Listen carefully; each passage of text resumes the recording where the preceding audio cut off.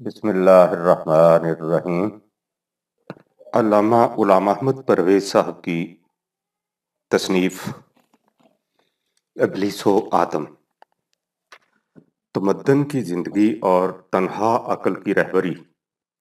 اگر انسان کو ایسی زندگی بسر کرنی ہوتی کہ ایک فرد کسی ایک جزیرہ میں تنہا رہتا اور دوسرا کسی اور میں تنہا، تو بھی گزارا ہو جاتا، لیکن انسان ارسطو کے الفاظ میں سیاسی حیوان، پولیٹیکل اینیمل ہے۔ یہ مدنی الطبع واقع ہوا ہے، اسے آپس میں مل جل کر رہنا ہے۔ اس نہج کی زندگی کا تقاضا ہے کہ انسانوں کے مفاد میں باہمی تصادم ہو۔ یہ تصادم جذبات پر مبنی ہوتا ہے کہ مفاد کا تعلق جذبات سے ہے، اور جذبات کے تقاضوں کو بروئے کار لانے والی قوت عقل ہے۔ اس لیے مدنی الطبع انسان کے لیے تنہا عقل کی رہنمائی، جسے صحیح الفاظ میں جذبات کی کامجوئی کہنا چاہیے، بڑی ہلاکت آفریں ہے۔ غور فرمائیے، انسانی حقوق اور ان کا تحفظ یہی وہ بنیاد ہے جس پر انسانی تمدن کی فلک بوس عمارت قائم ہے۔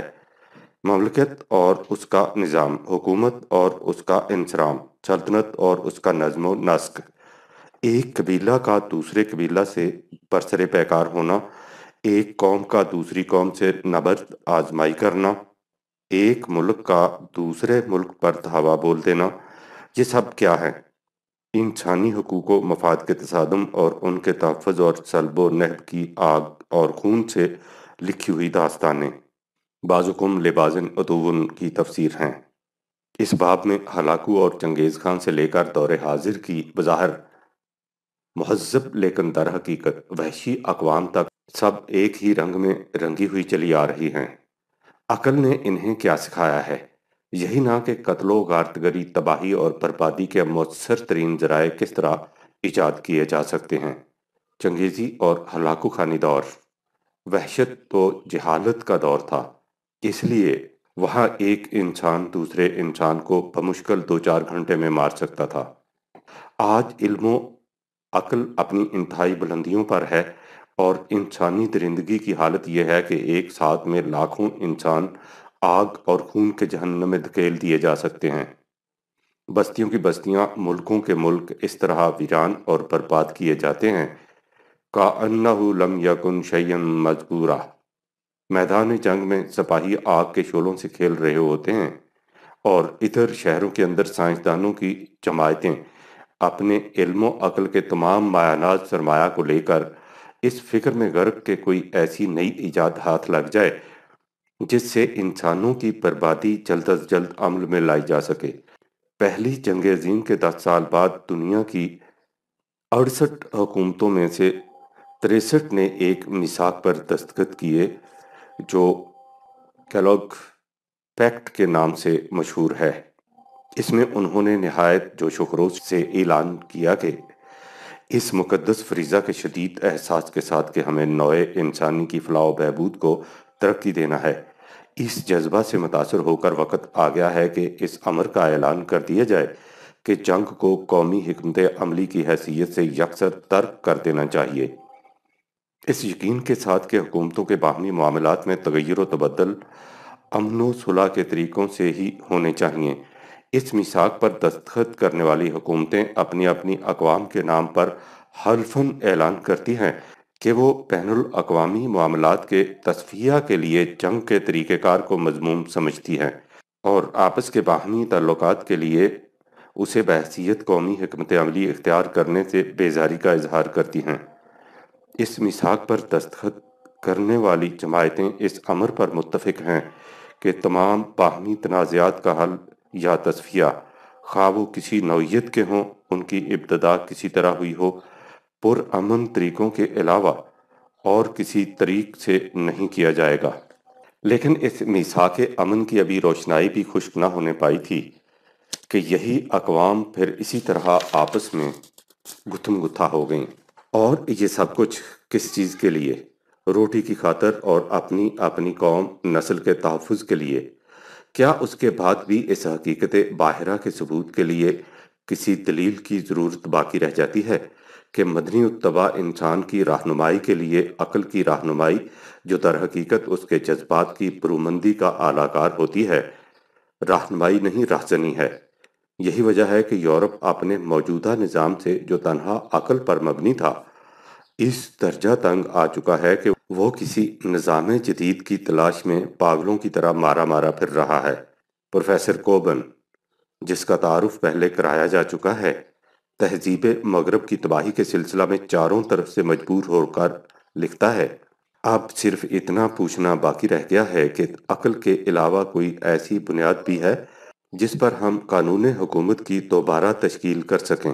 اگر دنیا میں کوئی عالمگیر مذہب ہوتا تو اس کے آسمانی قوانین پر جدید نظام حکومت کی بنیاد رکھی جا سکتی تھی، لیکن ایک ایسی دنیا میں جہاں مختلف مذاہب موجود ہوں، یہ کوشش کرنا کہ ان میں سے کسی ایک کے ضابطہ کے مطابق قانون فطرت کو قائم کر دیا جائے، نہ یہ کہ نظری طور پر اس کا جواز مشکل ہوگا، بلکہ عملی طور پر اس کا نتیجہ یہ ہوگا کہ ہم پھر سے لڑائیوں کے دور کو واپس بلا لیں گے۔ سردست اس چیز کو نظر انداز کر دیجئے کہ پروفیسر صاحب نے اپنے اس بیان کے آخری حصہ میں کتنی بڑی ٹھوکر کھائی ہے۔ اس کا جواب اپنے مقام پر آئے گا، جہاں یہ بتایا جائے گا کہ دنیا میں عالمگیر مذہب یعنی دین ہونے کی اہلیت کس میں ہے۔ یہاں صرف یہ دیکھیے کہ یورپ کس طرح اپنے نظام تمدن سے، کہ جس کی بنیاد عقل پر تھی، تنگ آ کر اب ایک ایسے نظام کی تلاش میں جس کے نظام کی بنیاد وحی آسمانی پر ہو، اس سے بڑھ کر تنہا عقل کے ناکافی ہونے کی اور کیا دلیل ہوگی۔ یورپ کیسا نظام چاہتا ہے؟ پروفیسر کوبن کو چونکہ کوئی عالمگیر مذہب دکھائی نہیں دیا، اس لیے کہ ان کے سامنے حقیقی اسلام نہیں، ہم نے حقیقی اسلام ان تک پہنچایا ہی نہیں، ورنہ یورپ تو اسلام کے لیے تڑپ رہا ہے۔ اس لیے آگے چل کر وہ اس امر سے بحث کرتے ہیں کہ دنیا آج کس قسم کا نظام چاہتی ہے۔ وہ لکھتے ہیں، ہمارے اس کہنے سے کہ کیا کوئی ایسا قانون ہے جو انسانی فطرت کے اندر موجود ہو، دراصل مطلب یہ ہے کہ کیا کہیں کوئی ایسا ضابطۂ اخلاق ہے جو تمام نوع انسانی کے لیے قابل قبول ہو اور جسے خود انسانی انداز زندگی سے اخذ کر کے مرتب کیا جائے، محض عدل و انصاف کے نظری اصول کے طور پر نہیں، بلکہ جس طرح حق، رائٹ کے مثبت تصورات کو فی الواقع محسوس کیا جاتا ہے۔ اگر کہیں کوئی ایسا ضابطہ ہے تو وہی نظام فطرت انسانی بن سکتا ہے۔ اس کے بعد وہ حقوق انسانی اور فطرت انسانی کے اجمال کی وضاحت کر کے اس نتیجہ پر پہنچتے ہیں کہ ایسا مان لینا غیر معقول نہیں کہ اس قسم کے عالمگیر اخلاقی تصورات کا وجود ثابت کیا جا سکتا ہے، لیکن ضابطۂ اخلاق ایسی چیز نہیں جسے عقل سے ثابت کیا جا سکے، اس لیے کہ اس کی بنیاد ہی حق و باطل اور خیر و شر کی تمیز پر ہوتی ہے، اور اس یقین پر کہ انسان کو حق اور خیر قبول کرنا چاہیے اور باطل و شر سے مجتنب رہنا چاہیے۔ لہٰذا فطرت انسانی کے اس اخلاقی تحکم کو عقلاً کس طرح ثابت کیا جا سکتا ہے؟ اگر کوئی پوچھے کہ انسان کو کیوں حق اختیار کرنا اور باطل سے اجتناب کرنا چاہیے، تو اس سوال کا جواب بجز ان الفاظ کے جن میں یہ سوال پوچھا گیا ہے اور کیا دیا جا سکتا ہے، اس کا جواب اس کے سوا اور کچھ نہیں ہو سکتا کہ جواب خود سوال کے اندر موجود ہے۔ اس کے ساتھ ہی اس حقیقت کو بھی یاد رکھنا چاہیے کہ یہ اخلاقی ضابطہ جبلی طور پر انسانوں کے اندر موجود نہیں، اس لیے کہ باطل پرستی بھی دنیا میں کچھ کم نہیں ہے۔ آپ نے غور فرمایا کہ علم و عقل اور تہذیب و سائنس کے علم بردار اپنے نظام تمدن کے ہاتھوں تنگ آ کر کس چیز کی تلاش میں ہیں؟ ایک ایسے ضابطۂ حیات کی جو فطرت انسانی کے عین مطابق بلکہ خود فطرت ہی پر مبنی ہو، جسے تمام نوع انسانی دایات فطرت کی حیثیت سے قبول کر لے، اور یوں یہ ضابطہ عالمگیر نظام حکومت بن سکے۔ پروفیسر کوبن کے نزدیک اس قسم کا ضابطہ نہ تو جبلی طور پر انسانوں کے اندر موجود ہے اور نہ ہی عقل کی روح سے قائم کیا جا سکتا ہے، لہٰذا کوئی اور ذریعہ ہونا چاہیے جس کی روح سے اس قسم کا ضابطہ وجود میں آ سکے۔ اس کی تفصیل آئندہ اوراق میں آئے گی۔ یورپ کا قلبی اضطراب یورپ کے موجودہ قلبی اضطراب اور ذہنی خلفشار کے متعلق پروفیسر جوڈ کا بیان بھی قابل غور ہے۔ وہ لکھتے ہیں، اس زمانہ میں مشین نے انسان کو بے پناہ قوت دے دی ہے، اور اس قوت سے وہ تعمیر اور تخریب کے بے حد و حساب کام کر سکتا ہے۔ وہ چاہے تو سمندروں کو پھاڑ دے، پہاڑوں کو ریزہ ریزہ کر دے، آسمان اس کے سامنے گرد ہے اور کائنات سرنگوں، لیکن اتنی قوت پا کر بھی وہ سکھی نہیں ہوا، بلکہ وہ اور دکھی ہے۔ آج مشین کی طاقت انسان کو مطمئن کرنے کے کام نہیں آ رہی، بلکہ الٹا اسے تباہ و برباد کیا جا رہا ہے۔ اگر اس طاقت کو قابو میں رکھنے کی کوئی سبیل نہ کی گئی تو انسانیت کا انجام اچھا نظر نہیں آتا۔ انسان کی ہزارہ سال کی جد و جہد کا یہ انجام کیوں ہوا، اور آج وہ مشین کے ہاتھوں کیوں ایسا بے بس نظر آ رہا ہے؟ بات دراصل یہ ہے کہ ہم نے طاقت تو حاصل کر لی، اور آگ اور پانی اور معدنیات کو کام میں لانے کے وسیلے ڈھونڈ لیے، لیکن اس طاقت کو صحیح طور پر استعمال کرنے کی عقل ہم نے حاصل نہ کی، اور اسی کا نتیجہ ہے کہ آج انسان اس مصیبت میں گرفتار ہے۔ ضرورت ہے کہ طاقت کو صحیح راہ پر چلانے کی عقل فہم پہنچائی جائے، اور اگر طاقت اور عقل میں صحیح توازن ہو جائے تو آج ہماری مصیبتیں دور ہو سکتی ہیں اور انسانیت آنے والی تباہی سے بچ سکتی ہے۔ بے شک انسان مظاہر فطرت کو مزخر کرنے میں اپنے آباء و اجداد سے بہت آگے بڑھ گیا ہے، لیکن جہاں تک اس کے اپنے رہنے سہنے اور دوسروں سے مل کر زندگی گزارنے یعنی اخلاقیات و سیاسیات کا تعلق ہے، وہ اب تک وہیں ہے جہاں ہزاروں برس پہلے یونان کے قدیم باشندے تھے۔ ہم نے مادی ترقی تو بہت کر لی ہے، لیکن روحانی اور اخلاقی لحاظ سے ہم ذرا بھی آگے نہیں بڑھے، اور آج رونا بھی اس بات کا ہے، اور ساری ضرورت بھی یہی ہے کہ ہم اپنی مادی طاقت کے مطابق اپنے اندر روحانی اور اخلاقی عقل پیدا کریں تاکہ اس طاقت کا صحیح مصرف ہو سکے، ورنہ یہ طاقت وبال جان ہو جائے گی۔ غور کیا آپ نے کہ مغرب کے یہ مفکرین کشاں کشاں کس طرح اس مقام کی طرف بڑھ رہے ہیں جس کی طرف قرآن کریم نے رہنمائی کی ہے؟ اس کے بعد پروفیسر موصوف لکھتے ہیں، اب سوال یہ پیدا ہوتا ہے کہ یہ عقل یعنی اخلاقی عقل ہم کیسے سیکھیں اور موجودہ اخلاقی اور روحانی مردنی کو زندگی سے کیسے بدلیں؟ بظاہر معلوم ہوتا ہے کہ اس کی کہیں سے کچھ امید نظر نہیں آتی، اور آثار بھی کچھ ایسے ہیں کہ نا امید ہو کر کہنا پڑتا ہے کہ مشینی طاقت کو قابو میں رکھنا اور نئی اخلاقی قدروں کو پیدا کرنا اس دور میں مشکل ہو گیا ہے۔ نوجوان روایتی مذہب سے بالکل برگشتہ ہو چکے ہیں، کوئی اخلاقی ضابطہ انہیں پسند نہیں آتا، اعلیٰ نصب العین سے وہ بیزار ہو چکے ہیں اور زندگی کی شب و روز کی مسرتوں ہی میں راحت پاتے ہیں۔ کسی وعدہ فردہ کا انتظار ان کو گراں ہے، اور عشرت امروز ہی اب ان کا عقیدہ بن گیا ہے۔ آج کھا لو پی لو کل کو تمہیں مرنا ہے، یہ ہے اصول آج کے نوجوان کا، اور شاید یہ وہی دور ہے جو سپینگلر کے الفاظ میں کسی کلچر کی موت کا پیش خیمہ ہوتا ہے۔ کیا ہم سمجھ لیں کہ موجودہ تمدن فنا کے ہاتھ سے نہیں بچ سکتا، اور یورپ پر اب دم نزاع طاری ہے، اور جو کچھ روما کے ساتھ ہوا اب بینا ہی یہی حشر یورپ کا ہوگا۔ مغربی فلاسفر پاسکال نے لکھا ہے کہ انسانی ذہن اپنی فطرت سے مجبور ہے کہ وہ کسی نہ کسی چیز پر ایمان رکھے، اور اسی طرح انسان کا ارادہ بھی کسی نہ کسی سے محبت کرنے پر مجبور ہے، اور جب ایمان و محبت کے لیے اس کو کام کی باتیں نہیں ملتی تو وہ بیکار اور خراب مقصدوں پر ریچھ جاتا ہے۔ خلا قدرت کے کارخانے میں محال ہے، اور محض مادی دنیا میں نہیں بلکہ اخلاقی اور روحانی دنیا میں بھی خلا ناممکن ہے۔ انسان جب خدا پر ایمان چھوڑ دے تو شیطان کی پرستش کرنے لگتا ہے، اور اچھے نصب العینوں سے دستکش ہو جائے تو برے راستے اس کو خوش آتے ہیں۔ یورپ کو اگر اس دلدل سے نکلنا ہے تو اس کی صرف ایک ہی صورت ہے، اور وہ یہ کہ بے یقینی کی جگہ یقین اور ایمان لے لے، بے راہ روی ختم ہو، اور یورپ والے نئی قدروں پر ایمان اور نئے اخلاقی ضابطوں سے محبت پیدا کریں۔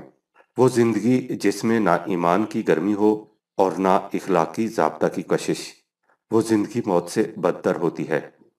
ایچ جی ویلز کی رائے میں اس دور کی سب سے بڑی لعنت یہ ہے کہ طاقت اور قوت ہے لیکن اس کا کوئی مصرف موجود نہیں، یعنی کوئی ایسا نصب العین موجود نہیں جو نوجوانوں کی امنگوں، ولولوں اور حوصلوں کو بروئے کار لائے۔ ایک طرف اتنی زیادتی اور دوسری طرف اتنی کمی، یہ ہمارا سب سے بڑا روگ ہے، لیکن ہمارے اندر اس نصب العین کی تلاش کا مادہ فنا نہیں ہوا، اور اس سے امید ہوتی ہے کہ شاید ہم نئے دور کو پیدا کر سکیں اور اخلاقی اور مذہبی قدور کے نہ ہونے سے ہماری زندگیوں میں جو خلا پیدا ہو گیا ہے وہ بھرا جا سکے۔ اگر یہ نہ ہوا تو ہماری تہذیب آپس میں ٹکرا ٹکرا کر پاش پاش ہو جائے گی۔ اگر ہمیں بچنا ہے تو اپنے لیے کوئی مذہب تلاش کرنا ہوگا جس کو ہم دل سے مانیں اور اس کے اصولوں پر زندگی ڈھالیں۔ ماخوذ کتاب، لاہور، فروری 43 عیسوی۔ یورپ کا یہ تمام اضطراب و خلفشار، یہ سب بے چینی اور پریشانی، یہ سب وحشت اور سراسیمگی، یہ عدم اطمینان و فقدان سکون کا جہنم نتیجہ ہے اس تمدن کا جسے تنہا عقل کی بنیادوں پر کائنات کے میکانیکی تصور کے مطابق قائم کیا گیا۔ تنہا عقل ادراک حقیقت نہیں کر سکتی، اس لیے اس کا قائم کردہ نظام کبھی انسانی ذات کے تقاضوں سے ہم آہنگ نہیں ہو سکتا، اور میکانیکی تصور چونکہ انسان کو ایک مشین بنا دیتا اور اس کی زندگی کو جوئے رواں قرار دینے کے بجائے اسی مجلس سے آب و گل میں ختم کر دیتا ہے، اس لیے مایوسیوں کے زہریلے سانپ اس کے تحت شعور میں بری طرح سے زہر افشاں اور شعلہ ریز رہتے ہیں۔ عشق ناپیدت خرد میں گزدش صورت ما، اس طرح بقول علامہ اقبال یورپ کا نوجوان اپنے فکر کی دنیا میں خود اپنی ذات کے خلاف ستیزہ کار رہتا ہے اور سیاسی دنیا میں دوسروں کے خلاف نبرد آزما۔ وہ اپنی کف بردہاں سرکشی کو ضبط میں لا سکتا ہے اور نہ ہی ہوس زرپرستی کے استسقاء کی تسکین کا سامان فراہم کر سکتا ہے۔ یہی وہ چیزیں ہیں جو اس کے تمام بلند مقاصد کو ایک ایک کر کے ہلاک کر رہی ہیں اور ایسی کیفیت پیدا کر رہی ہیں کہ وہ زندگی کے ہاتھوں بیزار ہے۔ وہ نگاہ فریب مناظر میں جذب ہو کر اپنی ذات کی گہرائیوں سے یکسر منقطع ہو چکا ہے۔ اس کی منظم مادہ پرستی کے میدان میں اس کی توانائی پر وہ فالج گر چکا ہے جسے ہکسلے کی نگاہ نے بھانپا اور اس پر اظہار تعسف کیا تھا۔ ہم دیکھ چکے ہیں کہ ادراک حقیقت، علم استدلالی عقل کے ذریعے ممکن نہیں۔ اب یہ دیکھنا ہوگا کہ کیا اس علم کے علاوہ انسان کے پاس کوئی اور علم بھی ہے، لیکن اس کڑی تک پہنچنے سے پہلے یہ دیکھنا ضروری ہے کہ آیا پیکر انسانی میں ذریعہ علم و احساس دماغ ہی ہے یا اس کے علاوہ کچھ اور بھی۔ بالفاظ دیگر یہ کہ انسان محض اسی آب و گل کے پیکر کا نام ہے جسے ارتقاء کے میکانیکی عمل کا نتیجہ قرار دیا جاتا ہے، یا اس سے ماورا کچھ اور بھی۔ انسان کے گرد و پیش کی دنیا کو 3 حصوں میں تقسیم کیا جا سکتا ہے: جامد مادہ، ان آرگینک میٹر، حیات، لائف، اور شعور، کانشسنس۔ علم طبیعت، فزکس مادہ سے متعلق ہے، اس سے آگے علم الحیات، بائیولوجی ہے، اس کے بعد شعور، کائنات کے میکانیکی تصور کی روح سے، جس کا ذکر پہلے آ چکا ہے اور جس کے سب سے بڑے علم بردار ڈارون اور اس کے رفقائے کار ہیں، اور ان کا مابع الامتیاز کارنامہ نظریہ ارتقاء مادیت ہے۔ مادہ کے مختلف عناصر کے امتزاج سے کسی نہ کسی طرح زندگی کی شاخ پھوٹ نکلی اور مختلف ارتقاء منازل طے کرتی ہوئی آگے بڑھتی چلی گئی، اور اس کے ساتھ ساتھ زیادہ نفیس ہوتی گئی، حتیٰ کہ حیوانی قالب نے انسانی پیکر اختیار کر لیا۔ شعور انسانی کیسے پیدا ہوتا ہے، جو سلسلہ ارتقاء کی آخری کڑی قرار دی جاتی ہے؟ چنانچہ اس نظریہ کی روح سے دنیائے سائنس میں اس خیال کے لیے کوئی بنیاد نظر نہیں آتی کہ انسان کے موجودہ امتزاجی پیکر میں کوئی بھی مادی اضافہ ممکن ہے۔ ان لوگوں کا خیال یہ تھا انسانی شعور کا مقام دماغ، برین ہے، جو ارتقاء کے میکانیکی عمل کا نتیجہ ہے۔ لہٰذا جب پیکر انسانی کا یہ میکانیکی عمل ختم ہو جائے گا تو پھر کچھ بھی باقی نہ رہے گا۔ لیکن دور حاضرہ کی تحقیقات نے جہاں مادہ کی اصل و بنیاد کے متعلق محیر العقول اکتشافات بہم پہنچائے ہیں، وہاں حیات کی دنیا میں بھی قدیم زاویۂ نگاہ کو بڑی حد تک بدل دیا ہے۔ فکر کے متعلق تحقیق جدید۔ عصر رواں کے ارباب سائنس کی تحقیق یہ ہے کہ انسانی قوت فکر، انٹلیکٹ، مادہ کے میکانیکی عمل کا نتیجہ نہیں۔ مشہور عالم حیات جے ایس ہالڈن اس مسئلہ پر تحقیق کے بعد اس نتیجہ پر پہنچا ہے کہ انسانی شعور مشینی عمل نہیں ہے، اس لیے کہ ایک مشین کے متعلق یہ تصور ہی نہیں کیا جا سکتا کہ وہ اپنے قیام و بقا اور مزید نشو و ارتقاء کا ذریعہ بن سکتی ہے۔ خطبات صفحہ 41۔ پروفیسر ایچ وی ہیل اپنے ایک لیکچر میں خود حیات کے متعلق بیان کرتا ہے، میں آج آپ کے سامنے یہ نہیں کہنا چاہتا، اس لیے کہ آپ اس سے پہلے متعدد بار اس غلط نظریہ کو سن چکے ہیں کہ مسئلہ حیات موجودہ زمانہ کی طبیعت اور کیمیا سے سمجھایا جا سکتا ہے، خواہ سمجھانے والا کیسا ہی ہوشیار کیوں نہ ہو۔ ایسا ممکن نہیں۔ آیا مستقبل کے علم طبیعت اور کیمیا کے ذریعے ایسا ممکن ہوگا؟ اس کے متعلق میں قیاس آرائی نہیں کرنا چاہتا۔ جب علم طبیعت کے حوادث غیر متعین ہو جائیں، جب علم الکیمیا علم طبیعت بن جائے، اس وقت صورت حالات اور ہوگی۔ لیکن اس وقت تک میں ہالڈن کی ہمنوائی میں یہی کہتا رہوں گا، جب ہم علم حیات یا اشیاء کی قوت نمو کو تماماً دیکھتے ہیں تو ہمارے سامنے ایک بالکل مختلف صورت آ جاتی ہے، ایسی صورت جس کی وحدت اور بنیادی فطرت ایسی ہی اہم ہے جیسے طبیعت کے کسی اور تصور کی۔ The physical reasonableness of life. حیات میکانیکی عمل نہیں، یعنی زندگی عناصر میں ظہور ترتیب کا نام نہیں، یہ اپنے امتزاجی عناصر کا میکانیکی مجموعہ نہیں، اس کی بنیادی فطرت ان عناصر کی فطرت و اساس سے بالکل مختلف ہے جس سے یہ مرکب ہے۔ لہٰذا جب خود زندگی مادی ارتقاء کے میکانیکی عمل کا نتیجہ نہیں تو ظاہر ہے کہ زندگی کا لطیف جوہر یعنی فکر انسانی، انٹلیکٹ، میکانی عمل کا نتیجہ کس طرح ہو سکتا ہے؟ پروفیسر سی لائٹ مورگن اپنی مشہور تصنیف دی ایمرجنس آف ناولٹی میں اس مسئلہ پر مبسوط بحث کرنے کے بعد اس نتیجہ پر پہنچا ہے کہ فکر انسانی سلسلہ ارتقاء کی سابقہ کڑیوں کی پیداوار نہیں۔ اسی طرح علم الحیات کا مشہور محقق ڈاکٹر ڈریسٹ لکھتا ہے کہ نظریہ میکانیکی کی راہ میں ایک بڑی مشکل شعور کا وجود تھا، اس لیے کہ شعور بداہتاً مادی چیز نہیں۔ اس کے بعد وہ لکھتا ہے کہ سن 1900 کے بعد رفتہ رفتہ علم الحیات اور علم النفس کے محققین کے تصور میں کس طرح بنیادی تبدیلی پیدا ہوتی گئی جس سے میکانیکی تصور عہد پیرینہ کی داستان بن کر رہ گیا۔ ان محققین کے نزدیک شعور مادی ارتقاء کا نتیجہ نہیں ہے۔ The great design. ویلڈن کر کا حسب ذیل اقتباس جسے علامہ اقبال نے اپنے خطبات میں نقل کیا ہے، اس باب میں خاص اہمیت رکھتا ہے۔ اگر عقل ارتقاء کی پیداوار ہے تو مبدأ حیات اور ماہیت حیات کا سارا میکانیکی تصور مہمل پڑتا ہے اور صاف ظاہر ہو جاتا ہے کہ جو اصول سائنس نے اختیار کیا ہے اس پر نظر ثانی کرنے کی ضرورت ہے۔ اس اصول کو الفاظ میں ادا کرتے ہی ہمیں یہ نظر آ جاتا ہے کہ اس کے اندر تناقض موجود ہے۔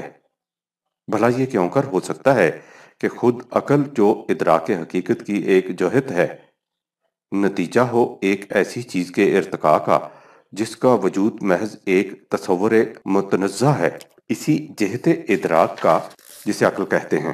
اگر عقل ارتقاء حیات سے وجود میں آئی ہے تو وہ تصور حیات جس کی روح سے عقل کا بحیثیت ادراک حقیقت کی جہت کے نشو و نما پانا मुमकिन है। एक मकरून फेल का तस्वर होना चाहिए, ना कि सिर्फ एक मजर्रद मैकानिकी हरकत का तस्वर जिसका ख्याल अकल ने अपने मशमूल इदराक की तहलील के जरिए कायम कर लिया है। उसके अलावा अगर अकल इर्तिकाए हयात का नतीजा है तो वो कायम बिज़ात नहीं बल्कि मुनहसर है इस चीज़ के अमल पर जिससे उसने इर्तिका पाई है। तो फिर ऐसी सूरतों में साइंस को क्या हक है कि इल्म के मौजूई पहलू को नज़रअंदाज करके मारूजी इदराक को कायम बिज़ात समझ बैठे। गर्ज हयातियात का सरीह इक्तज़ा है कि साइंस के असूल पर दोबारा गौर किया जाए। इन तसरीहात से यह हकीकत सामने आ गई कि इंसानी फिक्र मादी अनासर के इम्तजाज का नतीजा नहीं, इससे अलग कुछ और है, और उसकी गुनाह हकीकत दरियाफ्त कर लेना इल्मुल हयात की दस्तरस से बाहर है। चुनांचे सैमुअल इस मौजू पर बहस करता हुआ लिखता है, ये कहना भी गलती है चूंकि इल्मुल हयात तबियात और कीमिया के ज़राए इख्तियार करके एक ख़ास हद तक कामयाबी हासिल कर चुका है, इसलिए इस हद से आगे भी वही ज़राए इस्तेमाल किए जाएं। यह भी तो हो सकता है कि इस इल्म की कामयाबी जिस नुक्ता पर जाकर रुक गई है उससे आगे एक नया मौजू शुरू हो जाता हो जो इन साबका ज़राए की हदूद से आगे हो।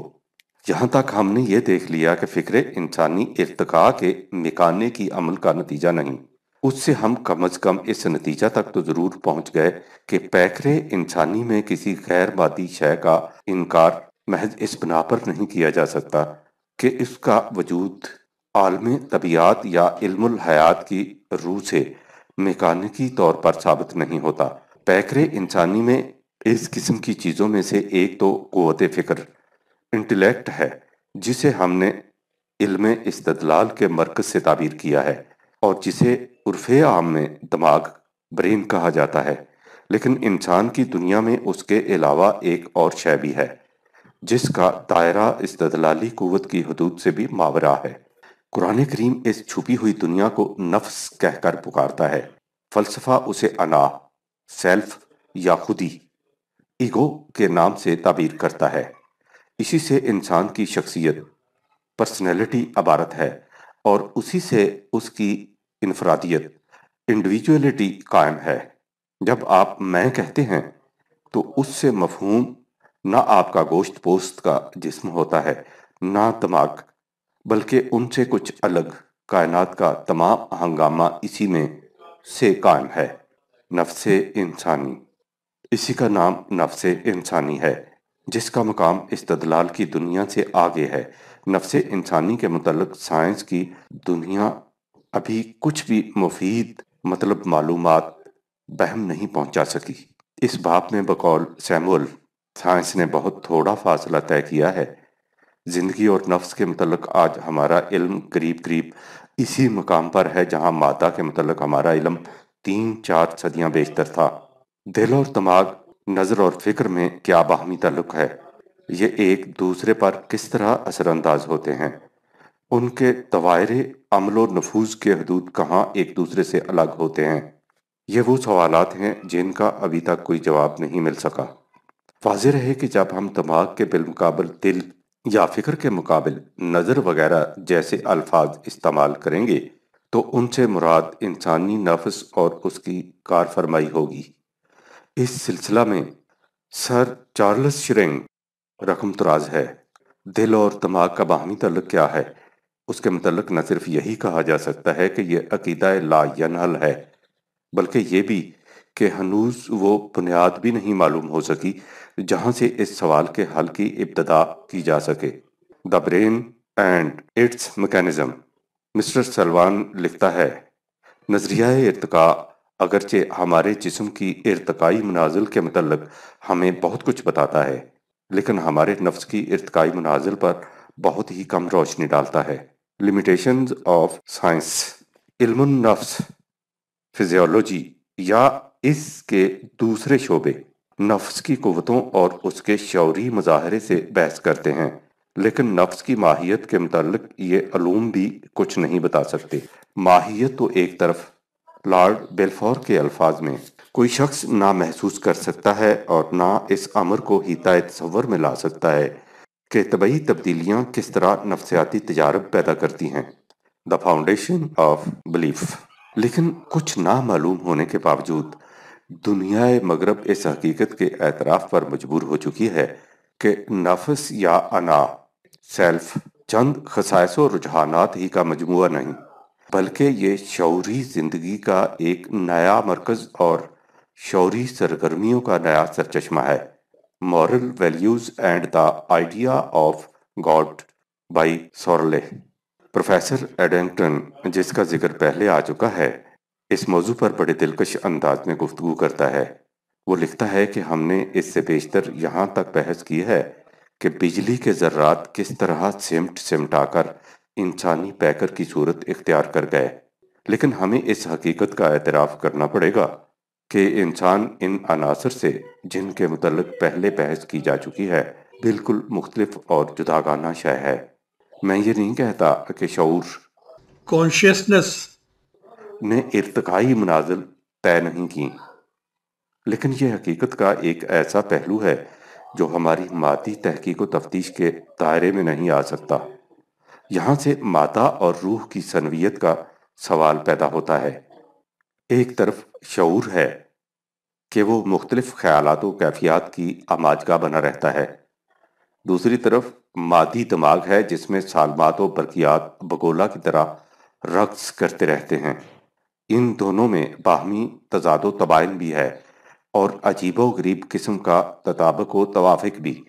میکانیکی تصور حیات یہی کہے گا کہ جب ہمارے دماغ میں برقی سالمات رقص کرتے ہیں تو ان سے خیالات پیدا ہو جاتے ہیں، لیکن دوسری طرف ہم دیکھتے ہیں کہ شعور انسانی جذبات و خواہشات، آرزوؤں اور امنگوں اور حقوق و فرائض کی ایک نرالی دنیا اپنے اندر لیے ہے، جن کے ادنا سے اشارے پر دماغ کے تمام اجزائے لا یتجزا رقص کرنے لگ جاتے ہیں۔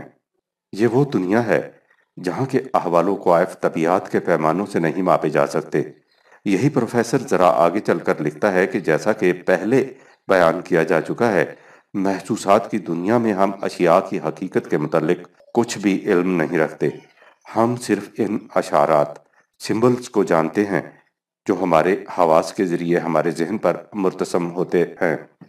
لیکن اس تمام کائنات میں ایک چیز ایسی بھی ہے جس کا ہمیں براہ راست علم ہے، اور وہ ہے انسان کا قلب، مائنڈ۔ ہم اشارات سے اشیاء کی حقیقت تک نہیں پہنچ سکتے، لیکن اگر ہم ان اشارات کو اس حقیقت کی دنیا کے پس منظر کے سامنے رکھ دیں جس سے ہمارا قلب متعلق ہے تو ہم اشیاء کی حقیقت تک پہنچ سکتے ہیں۔ لیکن خود قلب انسان کی حقیقت طبیعت کے قوانین سے معلوم نہیں ہو سکتی، اس لیے کہ یہ قوانین صرف اشارات تک جا سکتے ہیں، ان سے آگے نہیں بڑھ سکتے۔ لیکن جب زندگی شعور کے ساتھ متمسک ہو جاتی ہے تو ہم ایک بالکل جداگانہ دنیا میں جا پہنچتے ہیں۔ یہ وہ دنیا ہے جس میں طبیعت اور کیمیا کے اصول اسی طرح ناکام رہ جاتے ہیں جس طرح یہ کوشش کہ انسانوں کی جماعت پروگرامر کے قواعد و ضوابط کی مانند قوانین سے حکومت کی جائے۔ غور فرمایا آپ نے کہ مغرب کے مادہ پرست نفس انسان کے متعلق کس نتیجہ پر پہنچ رہے ہیں؟ اور دیکھیے پروفیسر سی لائڈ مورگن نے ارتقائے نفس کے عنوان سے ایک محققانہ مقالہ لکھا ہے جس کے اخیر میں وہ رقم تراز ہے۔ میں اپنے اس عقیدہ کا اعتراف کرتا ہوں کہ نفس کے اس ارتقاء کو ایک نفس اعلیٰ، سپریم مائنڈ کا مظہر یا عکس سمجھنا چاہیے۔ وہ نفس اعلیٰ جو ان تمام اشیاء کا خالق ہے جسے ہم جدید سے تعبیر کرتے ہیں۔ میں اس ارتقائے نفس کے اندر یہی دیکھتا ہوں کہ اوپر سے نیچے اور اول سے آخر تک ایک عظیم الشان اسکیم، تدبیر عمل پیرا ہے۔ میرا یہ بھی عقیدہ ہے کہ فطرت کی ہر شے میں یہ ارتقائی بالیدگی خدائی عاملیت، ڈیوائن ایجنسی کا ہی مظاہرہ ہے، اور چونکہ اس سلسلہ ارتقاء میں نفس انسانی بلند ترین مقام پر ہے، اس لیے یہ کہا جا سکتا ہے کہ ارتقائے نفس انسانی نفس اعلیٰ کی عاملیت کا آئینہ ہے۔ لیکن جیسا کہ میرا عقیدہ ہے، یہ نفس اعلیٰ لامحدود اور زمان کی قیود سے بے نیاز ہے۔ اس کی ذات کے لیے اول اور آخر اور جدت و اعادہ کے الفاظ ان معانی میں استعمال نہیں کیے جا سکتے جن معانی میں یہ نفس انسانی سے بحث کرتے وقت استعمال ہوتے ہیں۔ وہ روح خالق جو قدیم اور واجب الوجود ہے، ارتقاء کی پیداوار نہیں، بلکہ وہ ایسی ذات ہے کہ خود ارتقاء کی بڑھتی ہوئی صورت اس کا پرتو ہے۔ دوسرے مقام پر لکھا ہے، میرا یہ عقیدہ کہ جانداروں میں یہ ارتقاء نفس خدا تعالیٰ کی قوت تخلیق و ہدایت، creative and directive power of God کا رہین منت ہے، لیکن اس کا مطلب یہ نہیں کہ ارتقاء نفس کی ترکیب کا اطلاق خود خدائی ذات پر بھی ہوتا ہے۔ نہیں، نفس یا روح خداوندی قدیم ہے اور زمان و مکان کی حدود سے بالا، دا گریٹ ڈیزائن۔ اقتباس بالا میں خدائے تعالیٰ کی قوت تخلیق و ہدایت، creative and directive power of God کے الفاظ کو سامنے رکھیے اور پھر قرآن کریم کی ان آیات جلیلہ پر غور کیجئے جن میں اللہ تعالیٰ کی ان صفات کا ذکر ہے، اور سوچئے کہ کیا یورپ کا مادہ پرست سائنس کی تحقیقات کی روح سے انہی نتائج تک نہیں پہنچ رہا جن کی طرف قرآن کریم نے آج سے 1400 سال پیشتر اشارہ کیا تھا۔ سورہ طٰہٰ میں ہے کہ فرعون کے سوال کے جواب میں کہ فمن ربکما یا موسیٰ، اے موسیٰ تم دونوں بھائیوں کا رب کون ہے؟ حضرت موسیٰ نے فرمایا، قال ربنا الذی آتى کل شیء خلقہ ثم ہدی، سورہ نمبر 20 آیت 50۔ کہا کہ ہمارا رب وہ ہے جس نے ہر شے کو اس کی پیدائش عطا کی اور پھر اسے اس کے کمال تک پہنچنے کی راہ بتائی۔ اسی طرح حضرت ابراہیم علیہ السلام نے فرمایا، الذی خلقنی فہو یہدین، سورۃ 66 آیت نمبر 78۔ اللہ وہ ہے جس نے مجھے پیدا کیا اور پھر وہی میری رہنمائی کرتا ہے۔ سورہ اعلیٰ میں ہے، الذی خلق فسوی والذی قدر فہدی، سورہ نمبر 87 آیت 2-3۔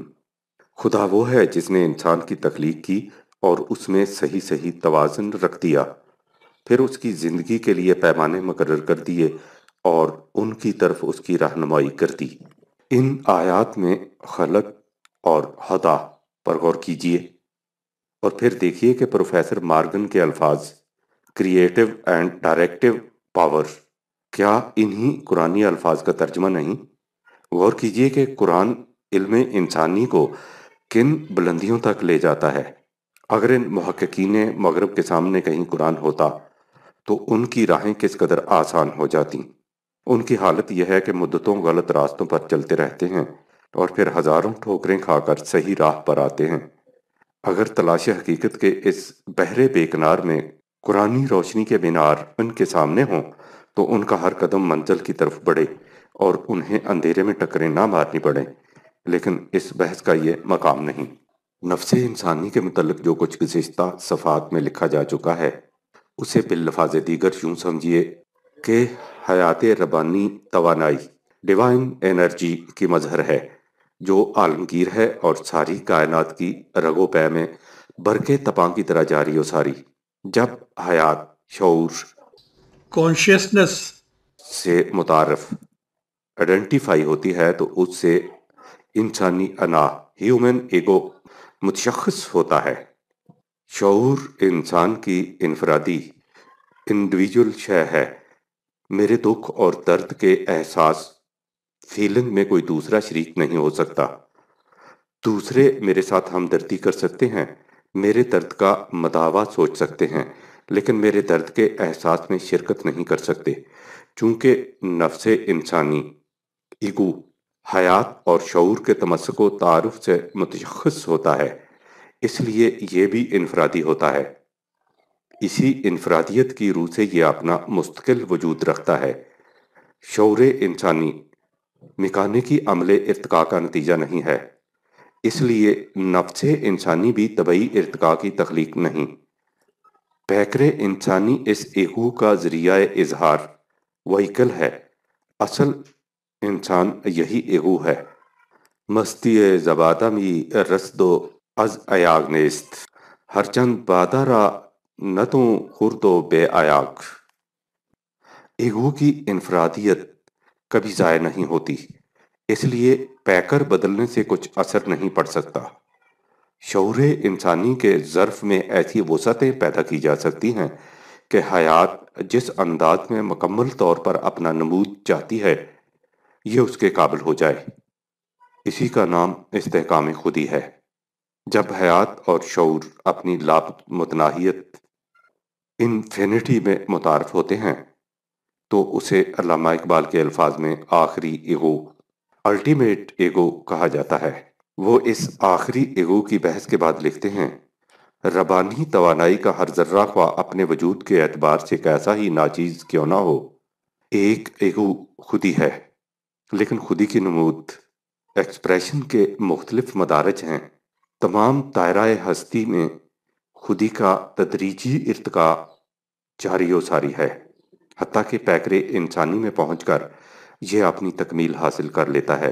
یہی وجہ ہے کہ قرآن کریم آخری ایگو، الٹیمیٹ ایگو کو انسان کی رگ جان سے بھی زیادہ قریب بتاتا ہے۔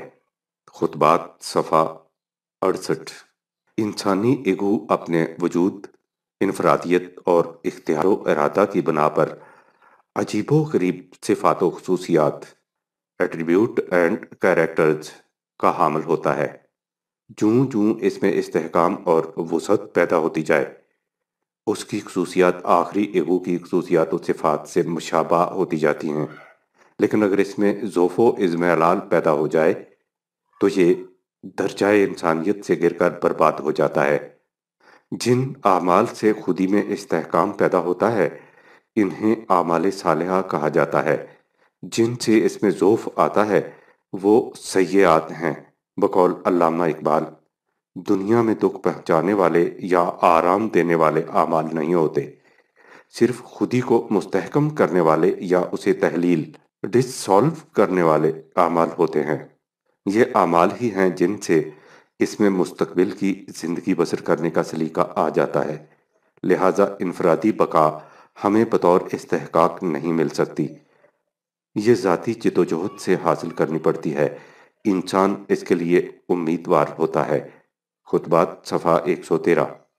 ان تصریحات کو سامنے رکھیے اور گزشتہ صفحات میں نفس انسانی کے متعلق جو کچھ مغربی محققین کے خیالات سے مقتبس کیا گیا ہے اس پر پھر غائرانہ نگاہ ڈالیے، بات واضح ہو جائے گی۔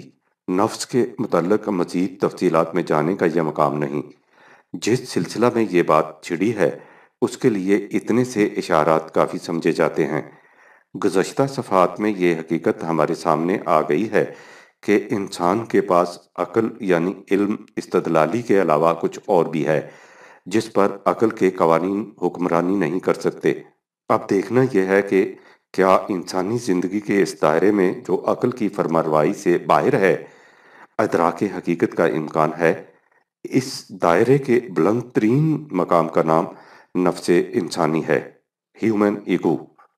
لیکن ہمارا مشاہدہ یہ ہے کہ انسان ہی نہیں بلکہ حیوانات تک سے بعض افعال اس قسم کے سرزد ہوتے ہیں جو عقل کے تابع نہیں ہوتے۔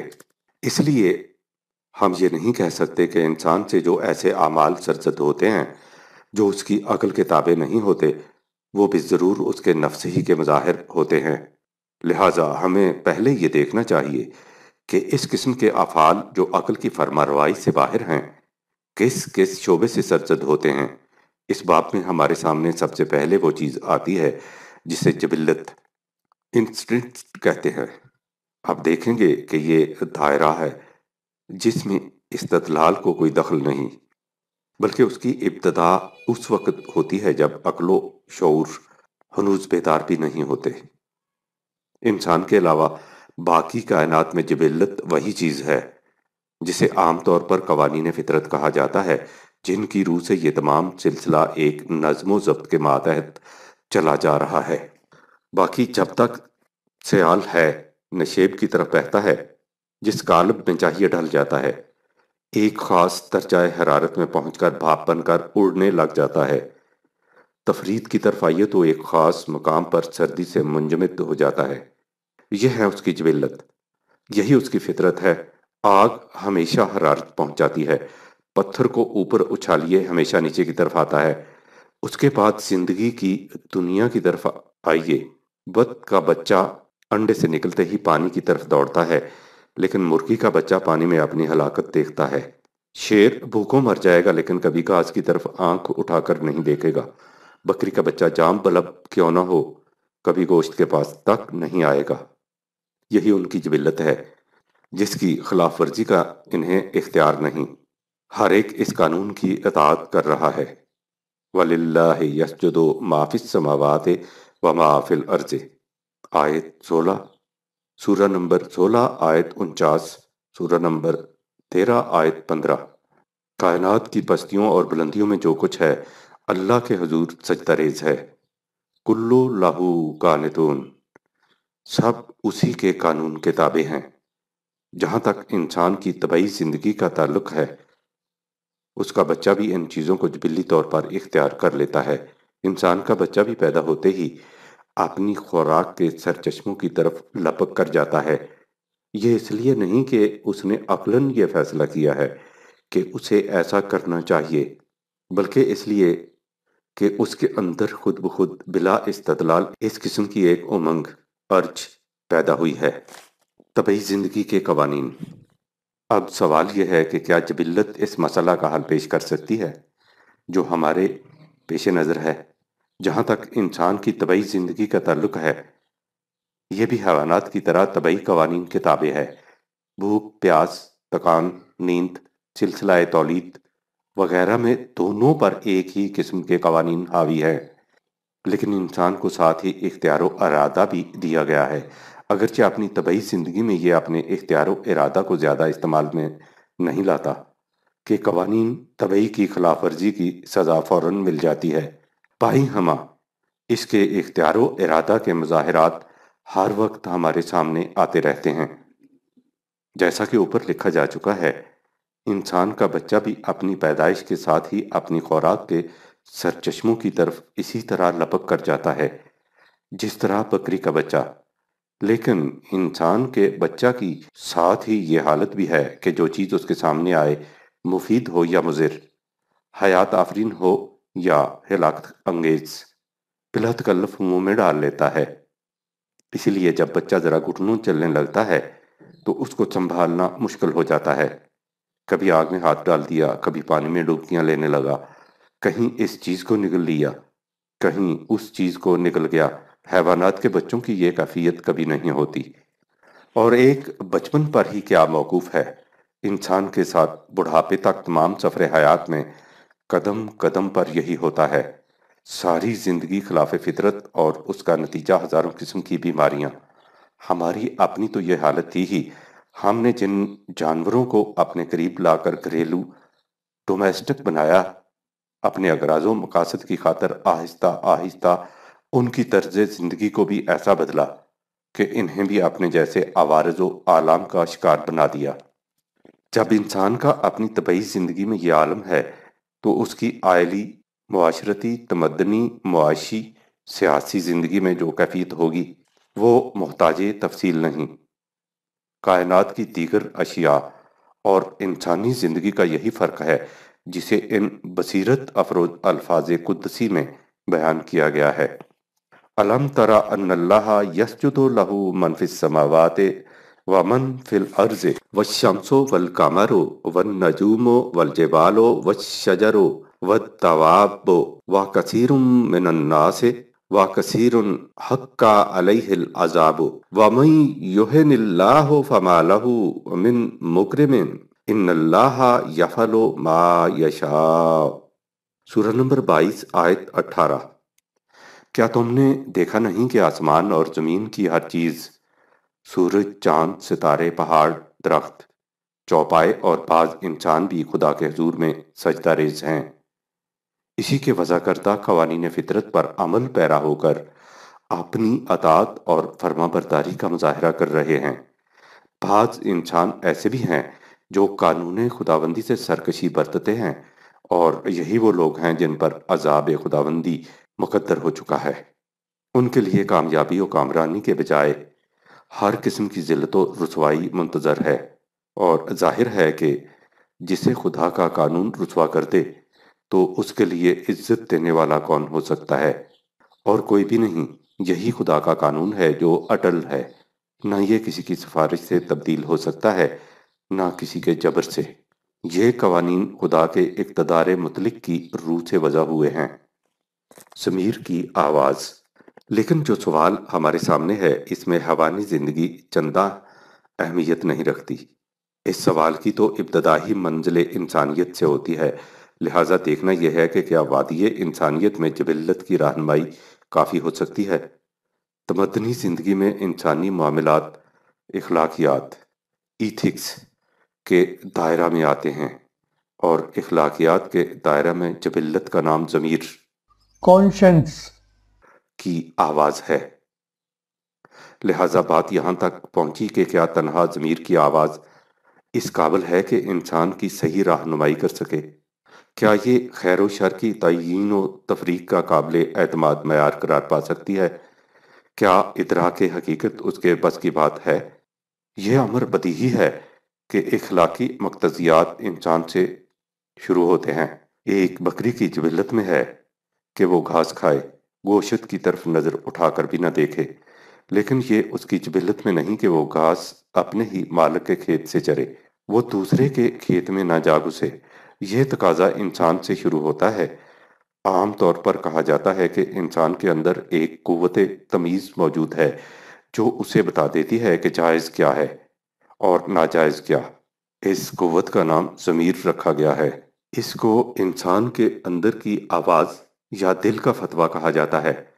لیکن سوال یہ ہے کہ کیا فی الواقع انسان کے اندر کوئی ایسی قوت تمیز ہے جو اسے جائز اور ناجائز کا فرق بتا دے؟ یہ بات بادنہ تعمق سمجھ میں آ جائے گی کہ انسان کے اندر کوئی ایسی قوت نہیں جو حق اور باطل، خیر اور شر، جائز اور ناجائز میں تمیز کر سکے۔ اس میں شبہ نہیں کہ انسان کے اندر سے ایک آواز ضرور اٹھتی ہے جو اسے بعض کاموں سے روکتی ہے، لیکن سوال یہ ہے کہ کیا یہ آواز حق اور باطل کی تمیز بھی کرتی ہے؟ مشاہدہ اس کا جواب نفی میں دیتا ہے۔ یہ ظاہر ہے کہ حق اور باطل مطلق اقدار، ایبسولوٹ ویلیوز کا نام ہے، اضافی اقدار، ریلیٹو ویلیوز کا نام نہیں۔ یعنی حق کے یہ معنی نہیں کہ وہ ایک انسان کے لیے حق ہو اور دوسرے کے لیے حق نہ ہو۔ اگر انسان کے اندر کوئی ایسی قوت ہے جو حق و باطل میں تمیز کر سکتی ہے تو ظاہر ہے کہ ہر انسان کے اندر سے یکساں اٹھنی چاہیے، لیکن ایسا نہیں ہوتا۔ ہم دیکھتے ہیں کہ گوشت کھانے والے خاندان کے بچے کے سامنے جب گوشت آتا ہے تو اس کی ضمیر اسے بالکل نہیں ٹوکتی، لیکن ایک سبزی خور گھرانے کے بچے کے سامنے گوشت کا نام آ جانے سے اس کی طبیعت ابا کرنے لگتی ہے۔ جرائم پیشہ قبائل مثلا ٹھگوں کے بچے بلا تکلف انسان کی جان لے لیتے ہیں اور اس میں لذت محسوس کرتے ہیں، لیکن جینیوں کا بچہ کیڑوں مکوڑوں کو بھی ایذا نہیں پہنچاتا۔ اس میں شبہ نہیں کہ نفس لوامہ برائی سے روکتا ہے۔ وَلَا أُقْسِمُ بِالنَّفْسِ اللَّوَّامَةِ سورہ 75 آیت نمبر 2۔ اور نہیں، میں انسان کے احساس ندامت کو شہادت میں پیش کرتا ہوں، لیکن اسی برائی سے جسے وہ برائی سمجھتا ہے۔ اس نفس میں لوامیت کا جوہر تو ہے، لیکن وہ اسی چیز کے خلاف ملامت کرتا ہے جسے اس نے مختلف اثرات کے ماتحت قابل ملامت سمجھ رکھا ہے۔ لہٰذا جس چیز کو ضمیر کی آواز کہا جاتا ہے وہ حق و باطل کی تمیز کا معیار نہیں ہو سکتی، کیونکہ یہ آواز خارجی اثرات سے متاثر ہوتی ہے۔ سیمول اس موضوع پر بحث کرتے ہوئے لکھتا ہے، اگر یہ صحیح ہوتا کہ انسان کے اندر ایک ایسی فطری جبلت ہے جو تمام اثرات سے آزاد ہے اور حق و باطل کے فیصلہ میں کبھی غلطی نہیں کرتی، تو نیک عملی کے ہر معاملہ میں تمام انسان ہمیشہ متفق ہوا کرتے اور آج بھی متفق نظر آتے۔ لیکن یہ ظاہر ہے کہ اس قسم کی ہم آہنگی نہ کبھی پہلے ہوئی ہے اور نہ آج ہے۔ اس سے ظاہر ہے کہ کسی آدمی کا یہ کہنا کہ میں نے فلاں بات کو نہایت دیانتداری سے حق سمجھ کر اختیار کیا ہے، اس بات کو فی الحقیقت حق نہیں بنا سکتا۔ لہٰذا جس چیز کا نام ضمیر رکھا جاتا ہے وہ ان اثرات سے مرتب ہوتی ہے جو انسان غیر شعوری طور پر وراثت، ماحول، تربیت اور تعلیم سے اخذ کرتا ہے۔ اس کے علاوہ اس کا اپنا وجود کچھ نہیں ہوتا۔ اقبال کے الفاظ میں ضمیر انٹرنلائز سوسائٹی کا نام ہے، لہٰذا ضمیر میں یہ صلاحیت کہاں ہو سکتی ہے کہ وہ حق اور باطل، خیر اور شر، غلط اور صحیح کا امتیاز کر کے بتا دے۔ ذوق جبلت کے بعد ہمارے سامنے علم غیر استدلالی کا ایک اور میدان آتا ہے۔ آپ نے اکثر دیکھا ہوگا ایک شخص کے دو بچے ہیں، وراثت و ماحول کے اعتبار سے انہیں قریب قریب یکساں ہونا چاہیے، لیکن ان میں سے ایک طبعاً راز خود شاعری کا ذوق رکھتا ہے اور دوسرے کو اس سے قطعاً کوئی لگاؤ نہیں۔ ایک شخص کو آپ دیکھیں گے کہ کوئی عمدہ سی تصویر اس کے سامنے آ جائے وہیں ٹھٹک کر رہ جائے گا اور دنیا جہان سے بے خبر پہروں کھڑا رہے گا، لیکن باقی دنیا اس کے پاس سے یوں گزرتی جائے گی گویا وہاں کوئی چیز وجہ جاذبیت نہیں۔ وقص علی ھذا، یہ ذوق کی دنیا استدلال کی دنیا سے بالکل الگ ہے۔ علم الحیات کی اس وقت تک کی تحقیقات یہ نہیں بتا سکیں کہ ذوق کا یہ اختلاف کس طرح پیدا ہوتا ہے۔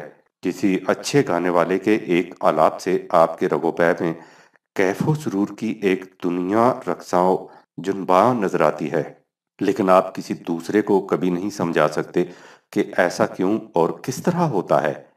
زیادہ سے زیادہ آپ فن موسیقی کے بعض قواعد و اصطلاحات کو سمجھا سکیں گے، لیکن اس دوسرے پر وہ اثر کبھی مرتب نہیں ہو سکے گا جو آپ پر ہوا۔ اس کے اسرار پر آپ ہی کہیں گے کہ ذوقیں بادہ ندانی بخدا تا نہ چشی۔ کیف و سرور کی اس دنیا کے جراعت نشاط آور اور بہجت آگیں عقل کے پیمانوں سے نہیں ماپے جا سکتے، جس کا تعلق ذوق سے ہے۔ مختلف افراد میں اختلافات ذوق کی وجہ کیا ہے، اس کی بابت انسان کی طبعی زندگی سے متعلق علوم ابھی تک کچھ نہیں بتا سکتے۔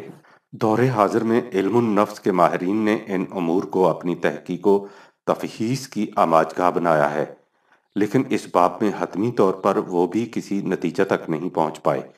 ان کا کہنا یہ ہے کہ انسانی بچہ جب ہنوز اپنے گہوارہ میں ہوتا ہے اور بولنا بھی نہیں سیکھتا، وہ اپنے ماحول کے نقوش اپنے تخت شعور میں جذب کیے چلا جاتا ہے اور اس طرح اپنے عادات و خصائل اور سیرت و کردار کی روح سے وہ کچھ بن چکتا ہے جو کچھ اسے آگے چل کر بننا ہوتا ہے، یا یوں کہیے کہ اس کی مستقبل کی زندگی کی بنیادیں بچپن کے ابتدائی 2-3 سال میں رکھی جا چکتی ہیں۔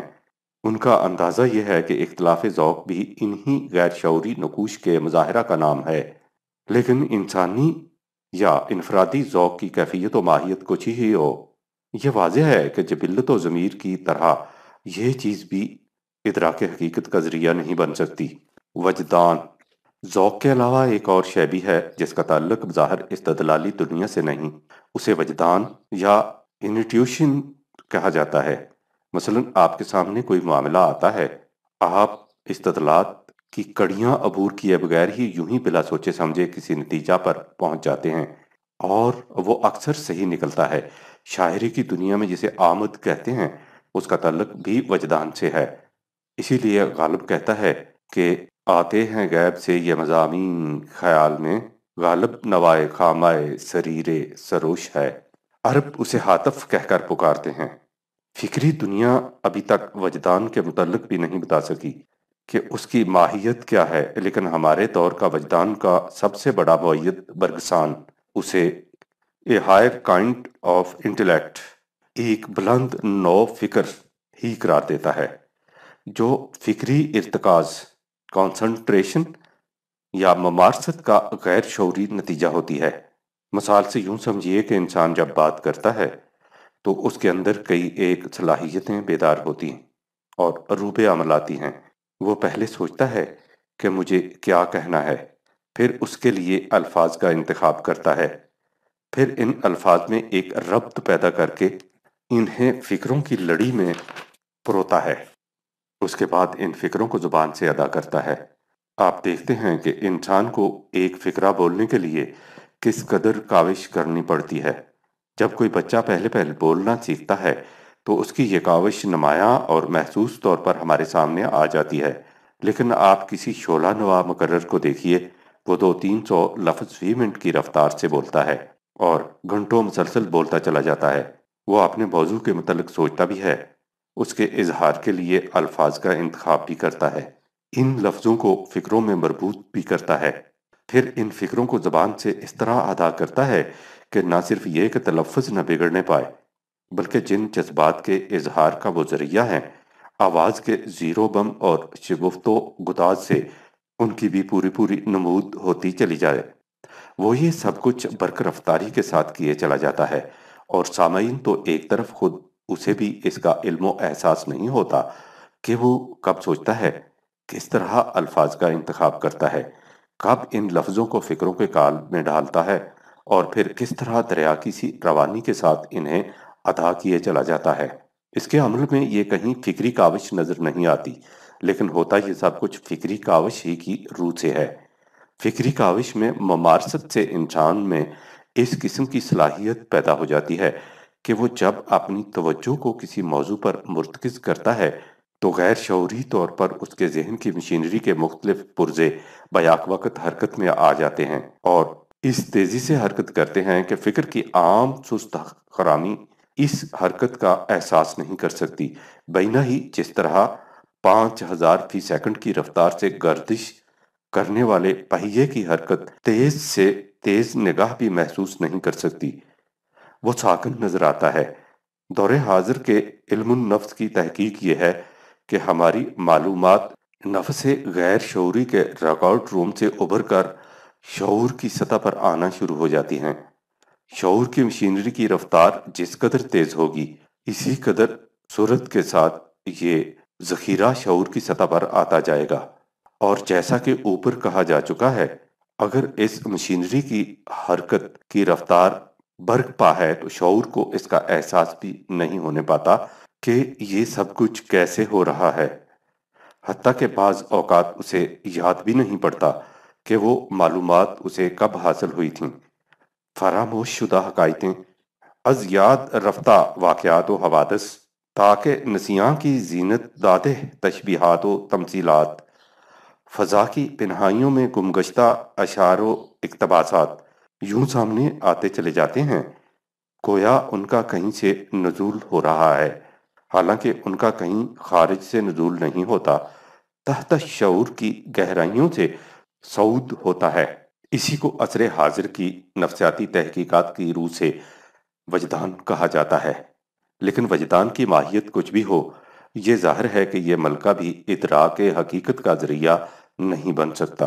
نابغہ، جس شخص میں وجدانی کیفیت زیادہ شدت سے رونما ہو اسے نابغہ، جینیس کہہ کر پکارا جاتا ہے۔ نابغہ میں یہ خصوصیات کس طرح اس انتہا تک پہنچتی ہے، یہ معمہ بھی دنیائے سائنس میں ہنوز محتاج کلید ہے۔ علماء علم الحیات، بایولوجسٹ ایسے لوگوں کے دماغ کی کھوپڑیاں لے کر بیٹھ جاتے ہیں اور ان کے بھیجے کے خلیات، سیلز کی ساخت اور امتزاج کا مشاہدہ اور مطالعہ کرتے رہتے ہیں، لیکن یہ حضرات جب ابھی تک یہی معلوم نہیں کر سکے کہ انسان میں خود فکری صلاحیت، انٹلیکٹ کہاں سے آتی ہے یا کس طرح پیدا ہوتی ہے، تو یہ نابغہ کی خصوصی صلاحیت کی کناہ و ماہیت کے متعلق حتمی طور پر کیا کہہ سکیں گے۔ وہ اس وقت تک اس سلسلہ میں جو کچھ کہہ سکے ہیں فقط اتنا ہے کہ یہ ایک فجائی ارتقاء، ایمرجنٹ ایولیوشن ہے جو میکانیکی سلسلہ ارتقاء کے حدود سے باہر ہے۔ 30 سال کے گہرے تجربہ نے اس امر کے لیے بین ثبوت بہم پہنچا دیا ہے کہ کبھی کبھی ایسا بھی ہوتا ہے کہ غیر مخلوط نسل کے انسانوں کے اندر اس قسم کے افراد پیدا ہو جاتے ہیں جن کے متوارث خصائص اپنے آباء و اجداد سے بالکل مختلف ہوتے ہیں۔ ان افراد کو میوٹنٹس یا سپورٹس کہا جاتا ہے۔ The nature of living matters by L Hogben. Professor Taylor اس حقیقت کو ان الفاظ میں بیان کرتا ہے: ان تمام اسباب و علل کا جن سے کوئی شے وجود پذیر ہوتی ہے، ہر ممکن محاسبہ کر لینے کے بعد بھی یہ حقیقت باقی رہ جاتی ہے کہ ہو سکتا ہے کہ یہ شے اپنے نشو و نما کے بعد ایک ایسی خصوصیت کے مظہر بن جائے جو ان عناصر میں کہیں بھی نہ ہو جن سے اس شے نے ترکیب پائی تھی۔ یہ خصوصیت ایسی ہوتی ہے کہ ان تمام عناصر کی خصوصیات کا علم حاصل ہو جانے کے بعد بھی اس نرالی خصوصیت کے متعلق پہلے سے کچھ نہیں کہا جا سکتا۔ Evolution in the light of modern knowledge, L Lloyd Morgan اس باب میں لکھتا ہے، اگر یہ پوچھا جائے کہ جس چیز کو تم فجائی ایمرجنٹ کہتے ہو وہ بالآخر ہے کیا، تو اس کا مختصر جواب فقط اتنا ہے کہ یہ ایک نئی قسم کا رابطہ ہوتا ہے۔ اور اگر یہ پوچھا جائے کہ یہ روابط کس اعتبار سے نئے ہوتے ہیں تو اس کا جواب اتنا ہی ہے کہ ان کی خصوصیات کے متعلق ان کے ظہور پذیر ہونے سے بیشتر کچھ نہیں کہا جا سکتا۔ ایمرجنٹ ایولیوشن فجائی ارتقاء کے نظریہ اور اس کی تائید میں محسوس شواہد و نظائر نے کائنات کے متعلق میکانیکی تصوروں کی بنیادوں تک ہلا دی ہیں۔ اس مقام تحیر پر پہنچ کر اس حقیقت کے اعتراف کیے بغیر بن نہیں پڑتی کہ علت و معلول کی زنجیر میں بعض اوقات ایسے مستثنیات آتے ہیں جنہیں صرف دست قدرت ظہور میں لا سکتا ہے۔ سیمول ماہرین علم الحیات کی اس بے بسی کے پیش نظر اب علماء علم النفس نے اس موضوع کو اپنی مژگان کاوش و خدنگ تحقیق کا ہدف قرار دے لیا ہے۔ وہ یہی کہتے ہیں کہ یہ خصوصیت در حقیقت وجدان ہی کی افراطی شکل ہے۔ جب ہم وجدان کے متعلق یقینی نقطہ تک پہنچ جائیں گے تو نابغہ کی خصوصیات کا مسئلہ بھی خود بخود حل ہو جائے گا۔ لیکن ان علوم کی تحقیقات کس نتیجہ پر پہنچی، جس مقصد کے لیے ہم نے اس بحث کو چھیڑا ہے وہ واضح ہے، یعنی یہ کہ ادراک حقیقت ایک نابغہ کے بس کی بھی بات نہیں، بلکہ نابغہ بیچارہ تو اس باب میں عمومی ارباب فکر کے مقابلہ میں بڑی disadvantageous position میں ہوتا ہے۔ وہ اپنے خاص فن میں تو نابغہ ہوتا ہے لیکن زندگی کے دوسرے گوشوں میں بالکل کورا، حالانکہ جسے حقیقت کا علم ہو اسے شعبہ حیات میں نابغہ ہونا چاہیے، اس لیے کہ حقیقت ایک ناقابل تقسیم وحدت ہے جسے مختلف حصوں میں بانٹا نہیں جا سکتا۔ جسے حقیقت کا علم ہو اس کی یہ کیفیت ہو نہیں سکتی کہ وہ زندگی کی کسی ایک شاخ پر تو کلے سرسبد ہو اور اس کی باقی شاخیں خزاندیدہ ہوں۔ اصل یہ ہے کہ نابغہ کی نشو و نما یک طرفہ لوپ سائٹ ہوتی ہے۔ یہی وجہ ہے کہ ان لوگوں کی زندگی میں اعتدال اور توازن نہیں ہوتا۔ نابغہ تو ایک طرف رہا، مختلف علوم سائنسز بھی حقیقت کے ایک ایک رخ ہی کو دیکھتے ہیں، اور جب وہ اسی اصول کے مطابق انسان کا مطالعہ کرتے ہیں تو اسے ایک مشین سمجھ کر اس کے الگ الگ پرزوں کے متعلق تحقیق کرتے ہیں۔ مشین کی تو یہ کیفیت ہوتی ہے کہ اس کے مختلف پرزوں کو جوڑنے سے مشین مکمل ہو جاتی ہے، لیکن انسانی زندگی کی یہ کیفیت نہیں۔ یہ قطعاً ناممکن ہے کہ آپ سیرت و کردار، جذبات و عواطف، میلانات و رجحانات کا الگ الگ مطالعہ کریں اور پھر اس کے حاصل جمع کا نام فرد رکھ لیں۔ وہ فرد ان کے حاصل جمع سے مرکب نہیں ہوگا۔ انسانی ذات منفرد حقیقت کا نام ہے، اور منفرد حقیقت نہ اجزاء میں بڑھ سکتی ہے اور نہ ہی اجزاء کو یکجا کرنے سے وجود میں آ سکتی ہے۔ علم وہی علم کہلائے گا جو انسان کو تماماً مین ایز اے ہول کو دیکھے اور سمجھے۔ نابغہ کے جس کی صلاحیتوں کی نشو و نما صرف یک طرفہ ہوتی ہے، اس قابل ہی نہیں ہوتا کہ وہ انسان کا مطالعہ بتمامی ہی کر سکے یا حقیقت کے متعلق کاملتاً علم حاصل کر سکے، جیسا کہ اوپر کہا گیا ہے۔ نبوغ در حقیقت وجدان ہی کی شدت کا نام ہے، اور جب وجدان خود ادراک حقیقت نہیں کر سکتا تو نابغہ کے لیے یہ کیسے ممکن ہوگا؟ اس میں شبہ نہیں کہ ایک نابغہ کی برق رفتار صلاحیتوں سے فائدہ اٹھایا جا سکتا ہے، لیکن وہ کاروان انسانیت کا رہنما نہیں بن سکتا۔ اس سے بھی آگے بڑھیے تو غیر استدلالی علم کا ایک اور میدان سامنے آتا ہے۔ یہ وہ میدان ہے جس میں قوت خیال یا ارادہ یا قوت نفس کے مظاہر دکھائی دیتے ہیں۔ ہمارے ہاں اسے دنیا تصوف کہا جاتا ہے، لیکن چونکہ تصوف سے ذہن ایک خاص منظم ادارہ systematized institution کی طرف منتقل ہو جاتا ہے، اس لیے بہتر ہے کہ ہم اسے اصطلاحی نام سے نہ پکاریں۔ انگریزی میں اسے باطنیت، مسٹکسزم کہا جاتا ہے، لیکن کسی اور مناسب لفظ کے فقدان کی وجہ سے ان کے ہاں باطنیت کا دامن نبوت کو بھی اپنے احاطہ میں لیے ہوئے ہے۔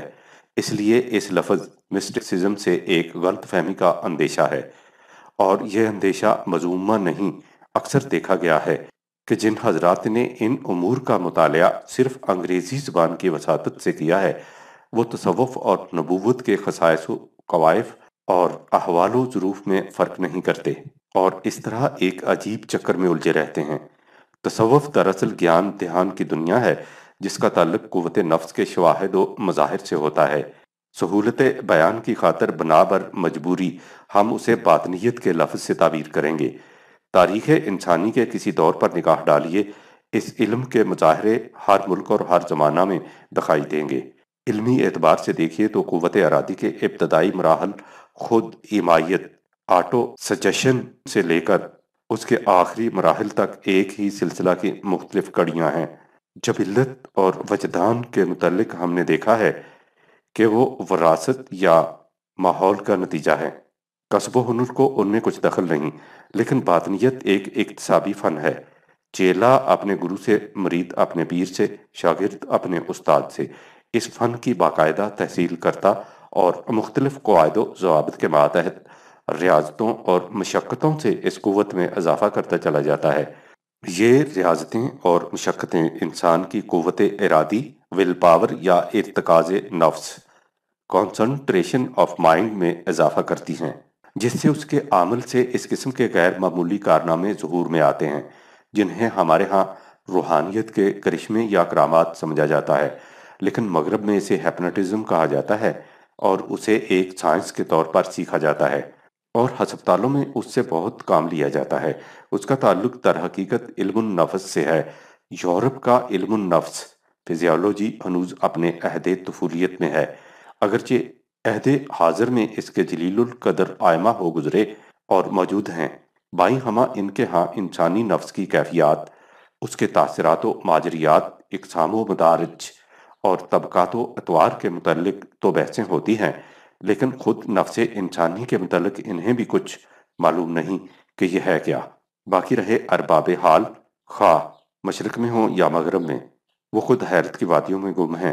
ان کے متعلق کہا جاتا ہے کہ تو زیادہ سے زیادہ یہ کہ کان را کے خبر شد خبرش بان یا آمد۔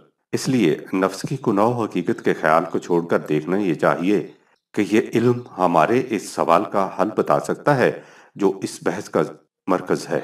جیسا کہ پہلے لکھا جا چکا ہے، حقیقت کلی وحدت ہے اور ناقابل تقسیم۔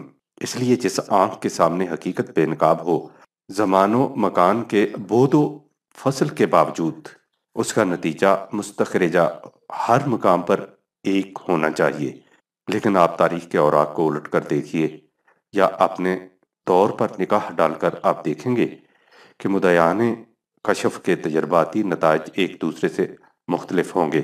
ولیم جیمز اپنی مشہور کتاب دا ویرائٹیز آف ریلیجیس ایکسپیرینس میں اس موضوع پر بحث کرتا ہوا لکھتا ہے، ان لوگوں کے خوابوں اور پیغاموں میں بعض بے حد حماقت آمیز ہوتے ہیں۔